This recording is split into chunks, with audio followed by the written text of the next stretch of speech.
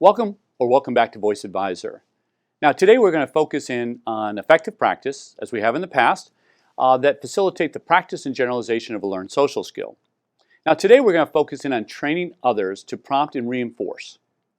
It is basically what it sounds like, and that is we're going to facilitate how we can support others to be able to help individuals practice and generalize a learned social skill. Maybe a learned social skill from our Voice app.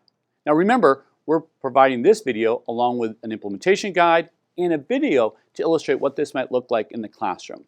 But let's get into what training others to prompt and reinforce is all about. Basically, there are three components of what is training others all about.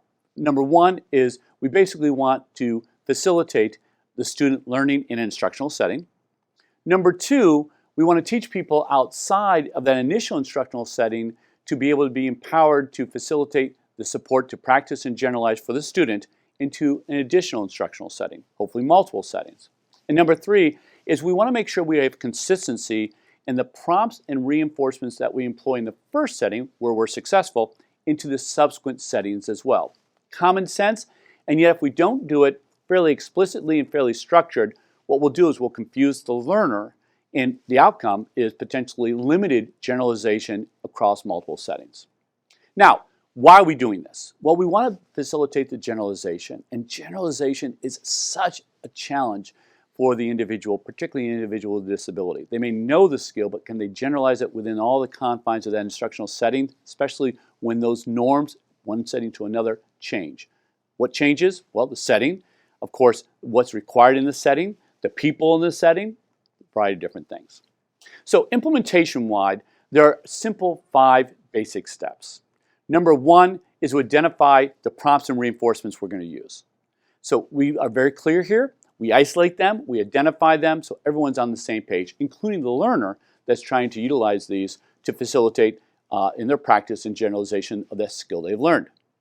Number two is we identify the setting where the skills need to be actually applied. And in identifying the settings, of course, we understand the contextual nature of the setting, the environmental aspects, and everything in between. Number three is we identify the individual who will be doing the prompting and reinforcing. Of course, that should be unique to each setting. It might be multiple people, but we need to identify them and understand who we're empowering. Number four is we need to train these individuals. And we need to train these individuals for that consistent prompt and reinforcement so that what happens in one setting is going to be very consistent within the second, third, fourth subsequent settings. Number five is we're going to monitor. Make certain that they're using the strategy, using the prompts and reinforcements consistently, using the right language, using the right modeling and examples to facilitate that for the student so they're not confused as they seek to generalize across the multiple settings. Now, overall, we're going to observe, we're going to train, we're going to observe, we're going to train, and it could be educators, it could be peers, and we're going to do so as consistently as possible.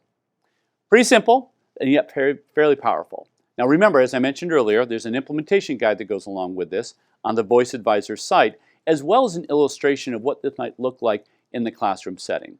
I hope those materials are helpful as long as with this introductory video.